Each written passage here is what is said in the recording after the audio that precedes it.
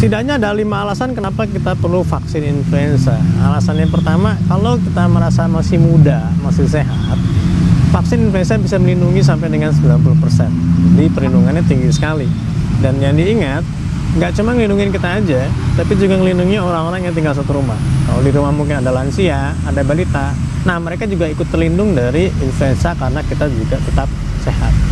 Alasan yang kedua, kalau kita komorbid, kita punya penyakit kronis, misalnya penyakit asma, penyakit jantung, hipertensi, kemudian diabetes mellitus. Vaksin influenza bisa melindungi kita dari memberatnya penyakit-penyakit tadi saat kita terinfeksi influenza.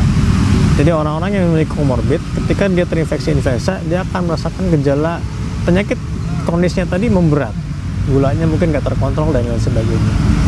Alasan yang ketiga, karena pada orang yang memiliki komorbid asma, khusus nih ya, kalau punya komorbid asma, si vaksin influenza bisa melindungi kita dari kekumatan akibat asma sampai dengan 80%.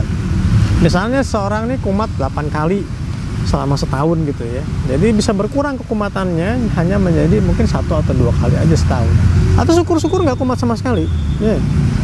Alasan yang keempat, karena vaksin influenza bisa melindungi kita dari komplikasi-komplikasi berat yang bisa ditimbulkan oleh infeksi dari influenza. Misalnya aja pneumonia atau infeksi otak karena disebabkan terjadinya infeksi influenza. Dan alasan yang terakhir, yang paling mantap nih, karena vaksin influenza itu bukan produk kemarin sore. Dia udah lama ada di Indonesia dan sudah jutaan orang yang pakai gitu ya, walaupun kita nggak tahu datanya ya. Karena sudah banyak yang pakai, artinya apa? Artinya profil keamanannya sudah nggak usah diragukan lagi, data keamanannya sudah banyak, efektivitasnya sudah bagus, dan harganya juga murah gitu loh. Kenapa kita masih nggak mau vaksin influenza gitu? Kita harus mulai berpikir untuk memvaksin influenzakan seluruh anggota keluarga kita. Karena apa? Untuk melindungi seluruh anggota keluarga kita dari ancaman influenza. Mungkin kita merasa sehat, yuk kita vaksin influenza. Merasa punya komorbid, yuk vaksin influenza.